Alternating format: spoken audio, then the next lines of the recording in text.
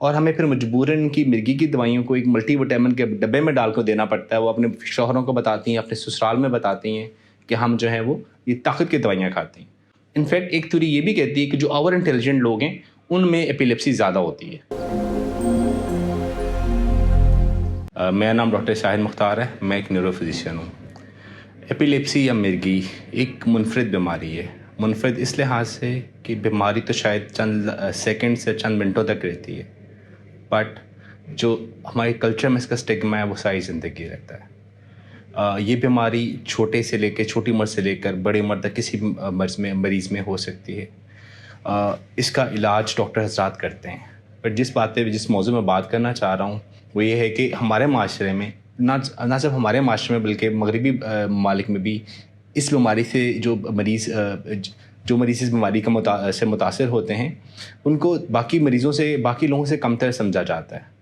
ایسے لوگ جو مرگی کے مریض ہیں ان کو اپنے گھر بار میں جو ہے وہ مشکلات آتی ہیں کام کرنے کی جگہوں پر.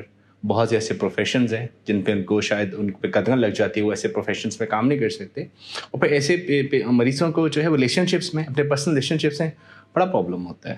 اسپیشلی آپ دیکھ لیں کہ جو ہمارے جو خواتین ہیں جن میں مرگی ہوتی ہے, جو بچیاں ہیں, ان کی جب شادی ہوتی ہے تو بہت زیادہ پریشان ہوتی ہیں کہ ڈاکٹر صاحب ہم اپنے لاس کو بتا نہیں سکتے کہ ہمیں مرگی ہے.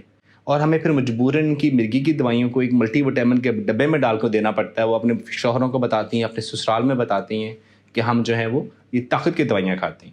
اور خدا نہ خاصہ اگر ان کو بعد میں دورہ پڑ جائے شادی کے بعد تو پھر کافی انگلیاں اٹھتی ہیں ان کے اوپر, کافی اعتراضات ہوتے ہیں. کچھ جگہوں پہ تو کچھ ایسے حالات خراب ہو جاتے ہیں کہ طلاق تک نوبت آ جاتی ہے. تو میں اس حوالے سے کہنا چاہوں گا کہ ایک بیماری ہے, ویسی ہی بیماری ہے جیسی بلڈ پریشر ہے, شوگر ہے, سر درد ہے, یہ سی ایک بیماری ہے.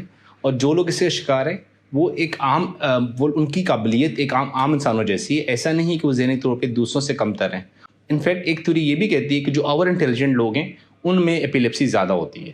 تو ایسے لوگوں کو آپ جو ہے وہ بالکل بھی ایسا فیل نہ کریں کیونکہ بیماری ہے. اور یہ ڈسکریمنیشن, اسٹگما اور جو سپرسٹیشنز ہیں وہ سارے ختم ہونے چاہیے تاکہ یہ لوگ بھی جو ہے وہ ایک اچھے معاشرے میں ایک اپنا اچھا کردار ادا کر سکیں. ہمارے سامنے عبدالستار ایبی کی ایگزامپل ہے, ان کا ایپیلیپسی تھی اور ماشاء اللہ ہی واز اے بریلینٹ پرسن, وہ بہت اوپر تک گئے. تو باقی سارے مریض میں ہمارے بہن بھائی جس مرض کا شکار ہیں وہ بہت کامیاب زندگی گزار سکتے ہیں. اور لوگوں سے میری عوام الناس سے اپنے معاشرے میں لوگوں سے گزارش ہے ایسے لوگوں کو آپ سپریٹ نہ کریں, انہیں ڈسکریمنیٹ نہ کریں, بلکہ ہر جگہ پہ ان کی حوصلہ افزائی کریں. Thank you.